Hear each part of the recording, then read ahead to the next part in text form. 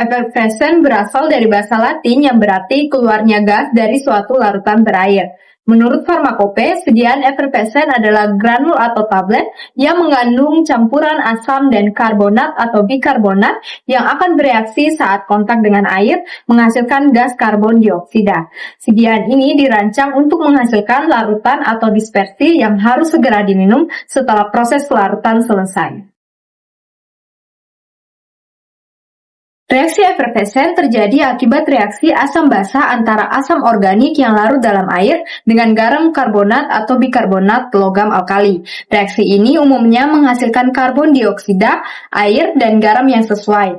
Dalam formulasi farmasi, kombinasi yang paling umum digunakan adalah asam sitrat dan natrium bikarbonat.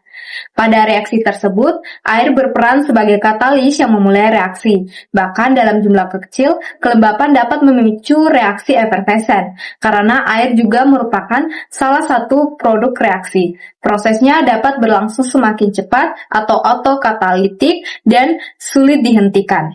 Oleh karena itu, proses produksi, pengemasan, dan penyimpanan sediaan efervescent harus dilakukan dalam kondisi terkendali dengan kadar kelembapan rendah untuk mencegah reaksi dini. Berikut ini adalah persamaan reaksi efervescent. Sediaan granul efervescent adalah hasil dari gabungan senyawa asam dan basa yang bila ditambahkan dengan air akan bereaksi melepaskan karbon dioksida, sehingga efek ini yang akan menghasilkan buih pada sediaan. Granul efervescent merupakan bentuk sediaan yang banyak dipilih karena memiliki sifat kelarutan yang sangat baik, stabilitas dalam bentuk kering, serta kemampuan terdispersi dengan cepat saat kontak dengan air. Karbon dioksida yang dihasilkan membantu proses disintegrasi dan dispersi granul sehingga saat aktif lebih cepat tersedia dalam bentuk terlarut. Keuntungan dari sediaan granul efervescent yaitu yang pertama, kemudahan penggunaan. Granul cukup dilarutkan dalam air sebelum diminum, sehingga sangat membantu pasien yang mengalami kesulitan menelan tablet seperti anak-anak, lansia, atau pasien dengan disfagia. Yang kedua yaitu portabilitas atau mudah dibawa. Produk biasanya dikemas dalam saset atau tabung kedap udara yang ringan dan praktis sehingga mudah dibawa dan digunakan kapan saja. Yang ketiga yaitu lebih nyaman di lambung. Bentuk larutan lebih mudah diterima saluran cerna dibandingkan sediaan padat. Selain itu, sistem buffer dari reaksi asam basa dapat membantu menetralkan pH sementara. Keempat yaitu rasa lebih baik. Karbon dioksida memberikan sensasi segar dan penambahan perisa dan pemanis juga dapat meningkatkan penerimaan pasien. Yang kelima yaitu stabilitas lebih baik dibandingkan sediaan cair. Dalam bentuk kering saat aktif lebih stabil dibandingkan dalam bentuk sirup atau larutan, di mana granul efervescent bereaksi baru terjadi saat produk dilarutkan dalam air. Keuntungan yang keenam yaitu bioavailabilitas lebih tinggi. Karena obat telah berada dalam bentuk terlarut, proses absorpsi dapat lebih efisien dibandingkan beberapa bentuk sediaan padat konvensional. Dan yang terakhir yaitu sifat fisik granul yang baik. Granul memiliki daya air atau flowability yang baik, ukuran partikel lebih seragam, serta distribusi dosis lebih homogen dibandingkan serbuk halus. Selain keuntungan, granul efervescent juga memiliki beberapa kekurangan, yaitu yang pertama, rasa zat aktif yang sulit ditutupi. Beberapa bahan aktif memiliki rasa pahit atau tidak menyenangkan yang sulit sepenuhnya ditutupi oleh perisa. Yang kedua yaitu memerlukan kemasan khusus. Sediaan granul efervescent sangat sensitif terhadap kelembapan, sehingga membutuhkan kemasan kedap air dan kedap udara seperti aluminium foil. Dan yang terakhir yaitu biaya produksi lebih tinggi. Formulasi memerlukan eksipien dalam jumlah besar yaitu asam dan basa, serta bahan tambahan khusus dan fasilitas produksi dengan kontrol kelembapan yang ketat. Hal ini meningkatkan biaya produksi dibandingkan tablet konvensional. Dalam sediaan efervescent, eksipien bukan sekedar pengisi, melainkan komponen aktif yang memicu reaksi kimia. Bahan harus memiliki kelarutan tinggi, stabil terhadap kelembapan, dan aman dikonsumsi. food grade atau pharmaceutical grade. Senyawa asam dalam sediaan granul efervescent yaitu senyawa asam organik dalam bentuk padat yang melepaskan ion hidrogen saat dilarutkan. Syarat utamanya itu memiliki konstanta disosiasi yang tepat agar reaksi terjadi cepat, tidak beracun, tidak terlalu higroskopis agar tidak cepat rusak. Berapa sumber asam yang umum digunakan yaitu yang pertama asam sitrat yang biasanya tersedia dalam bentuk anhidrous. Keuntungannya itu dari segi kelarutan, asam sitrat sangat larut dalam air sehingga mempercepat proses dispersi sediaan. Dari segi rasa, asam sitrat memberikan proses rasa buah yaitu rasa sitrus yang tajam dan segar, sangat efektif untuk menutupi rasa pahit saat aktif. Efisien, citric acid atau asam sitrat memiliki 3 gugus karboksil sehingga memiliki kapasitas netralisasi basa yang tinggi per satuan berat. Dari segi harga, asam sitrat paling ekonomis dan mudah ditemukan di pasaran. Yang kedua yaitu asam tartar, dengan karakteristik yaitu sering dikombinasikan dengan asam sitrat dalam rasio tertentu. Keuntungannya yaitu lebih rendah higroskopisnya dibandingkan asam sitrat sehingga mempermudah penanganan selama proses produksi. Dari tekstur granul yang dihasilkan, tartar ini memberikan kekerasan dan integritas yang lebih baik pada granul sehingga mencegah granul menjadi terlalu lembek atau lengket. Dari segi kejernihan, tartar menghasilkan larutan akhir yang sangat jernih tanpa residu. Yang ketiga yaitu asam malat. Karakteristiknya yaitu asam organik yang ditemukan secara alami pada buah apel. Keuntungannya yaitu dari segi rasa memiliki rasa asam yang lebih halus dan tidak setajam asam sitrat. Sebagai mesin agen, asam malat ini mampu menutupi aftertaste pahit dari pemanis buatan seperti aspartam atau sakarin sehingga lebih baik daripada asam lainnya. Biasanya dikombinasikan pada produk minuman kesehatan premium. Yang terakhir yaitu asam fumarat. Keuntungan utama dari asam fumarat ini yaitu sangat tidak higroskopis, yaitu hampir tidak menyerap air dan di udara. Dari segi lubrikasi, asam fumarat ini memiliki sifat pelicin alami yang membantu aliran granul saat proses pengisian ke dalam kemasan. Catatan penting saat penggunaan asam fumarat dalam sediaan granul efervescent yaitu asam fumarat memiliki kelarutan yang lebih rendah sehingga biasanya digunakan sebagai pendamping, bukan sumber asam tunggal.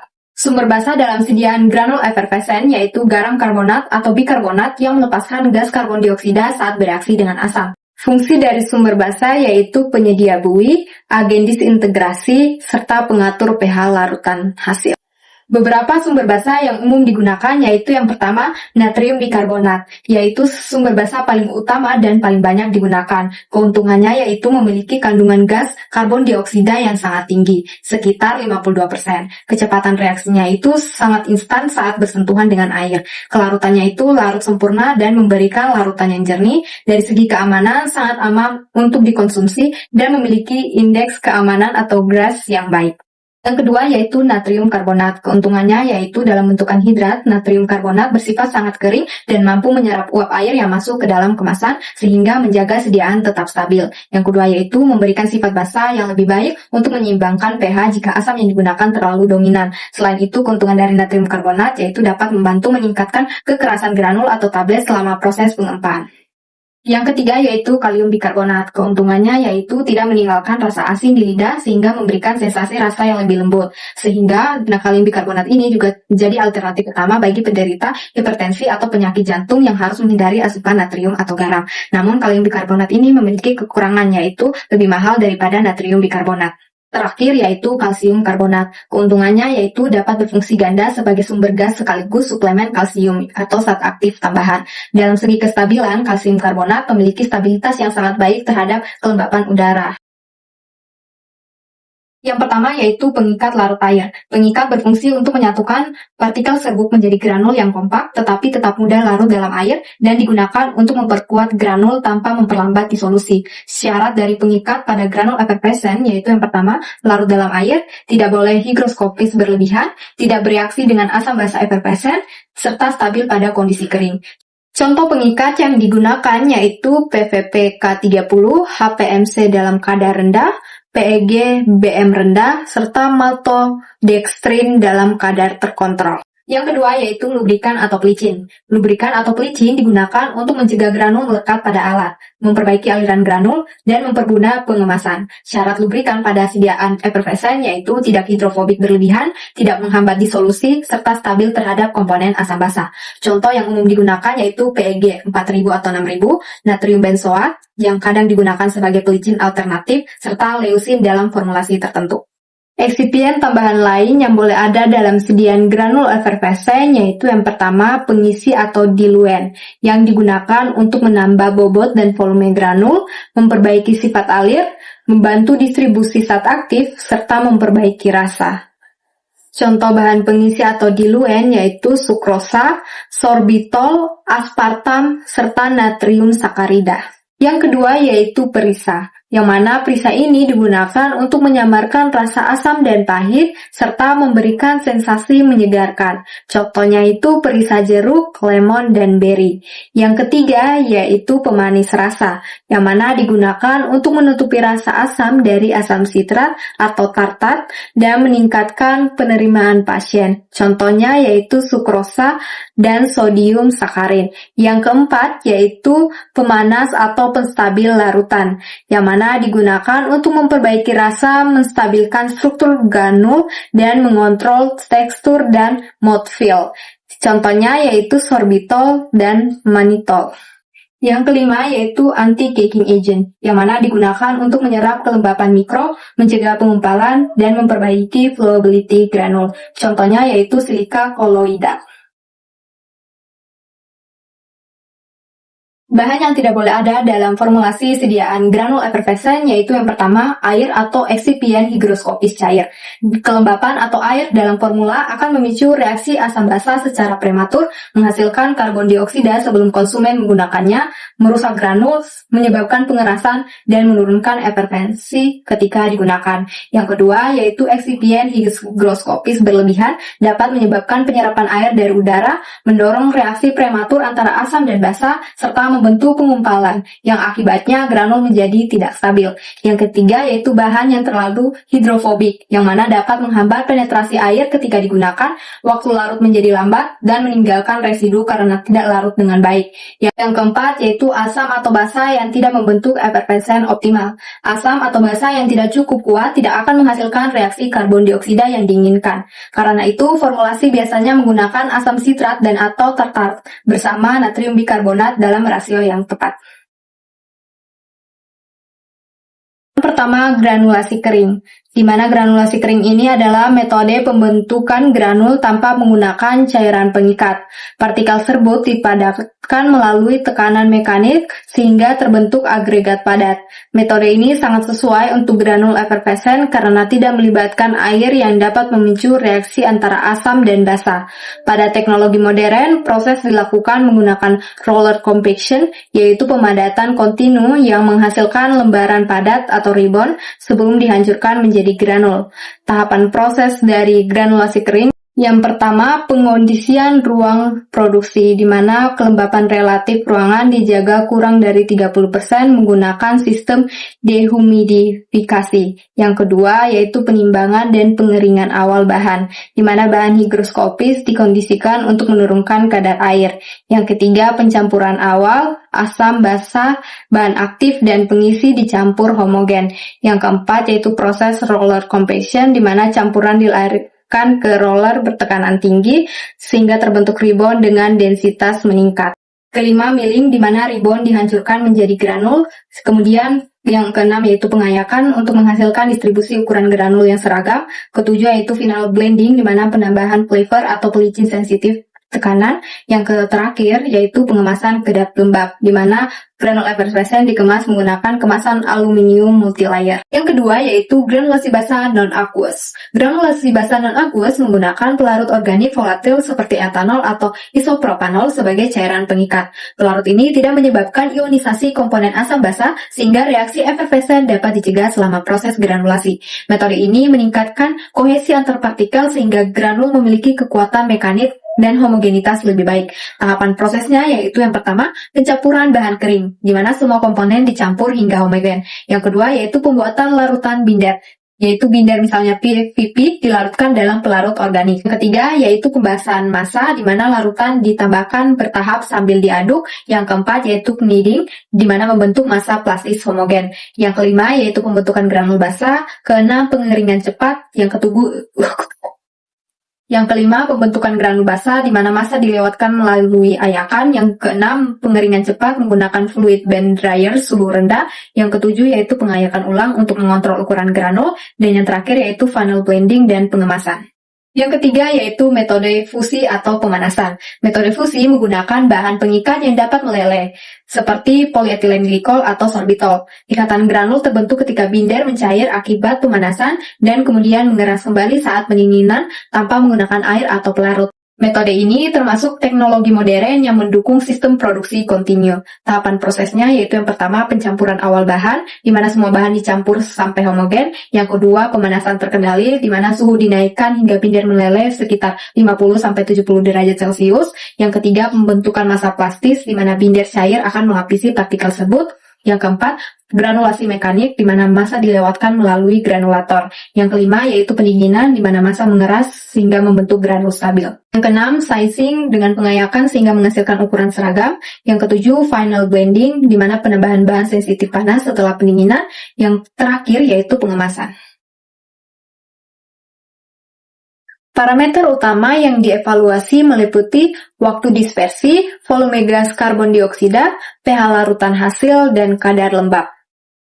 Yang pertama, waktu dispersi atau waktu larut. Waktu dispersi adalah waktu yang dibutuhkan sediaan efervescen untuk larut sempurna dalam air sehingga reaksi efervescen selesai dan tidak terdapat residu yang terlihat. Pengujian ini dilakukan dengan melarutkan 1 unit sediaan ke dalam 200-250 ml air pada suhu 25 kurang lebih 2 derajat Celcius dan mencatat waktu hingga larut menjadi jernih. Parameter ini mencerminkan kecepatan reaksi asam basa dan efisiensi disintegrasi sediaan. Secara ilmiah, proses pelarutan dipengaruhi oleh luas permukaan partikel, tingkat kompresi tablet, rasio stoikiometri asam basa, serta suhu medium. Waktu larut yang terlalu lama dapat mengindikasikan kompresi berlebihan atau kelembapan yang memicu Secara ilmiah, proses pelarutan dipengaruhi oleh luas permukaan partikel, tingkat kompresi tablet, rasio stoikiometri asam basa, serta suhu medium. Waktu larut yang terlalu lama dapat mengindikasikan kompresi berlebihan atau kelembapan yang memicu reaksi parsial sebelum penggunaan. Yang kedua yaitu volume gas karbon dioksida. Volume karbon dioksida mencerminkan kesempurnaan reaksi antara komponen asam dan basa. Secara stoikiometri, jumlah gas yang dihasilkan dapat dihitung berdasarkan persamaan reaksi kimia. Pengukuran dilakukan dalam sistem tertutup untuk mencegah kehilangan gas. Secara teoritis, volume gas dapat dianalisis menggunakan pendekatan hukum gas ideal untuk memastikan kesesuaian antara jumlah mol karbon dioksida yang terbentuk dan volume yang terukur apabila volume lebih rendah dari nilai teoritis. Hal ini dapat menunjukkan reaksi tidak sempurna, ketidakseimbangan rasio molar, atau degradasi akibat kelembapan. Yang ketiga yaitu pH larutan hasil. pH larutan hasil menunjukkan derajat keasaman setelah reaksi efervescen selesai. Pengukuran dilakukan menggunakan pH meter yang telah dikalibrasi.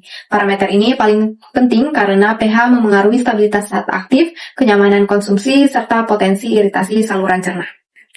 Secara kimia, pH akhir ditentukan oleh keseimbangan antara garam yang terbentuk dan sisa komponen asam atau basa. Sistem buffer dapat terbentuk tergantung jenis asam yang digunakan. Larutan efervescen umumnya memiliki pH sedikit asam hingga mendekati netral. pH yang terlalu rendah dapat meningkatkan risiko iritasi, sedangkan pH yang terlalu tinggi dapat memengaruhi stabilitas kimia obat. Evaluasi yang terakhir yaitu kadar lembab.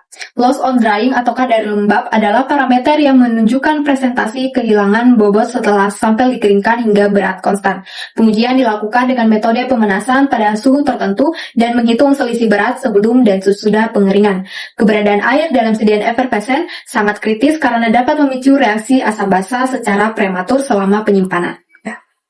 Kelembapan juga dapat menyebabkan aglomerasi partikel dan menurunkan kemampuan menghasilkan karbon dioksida. Oleh karena itu, pengendalian kadar lembab menjadi faktor penting dalam menjaga stabilitas produk selama distribusi dan penyimpanan.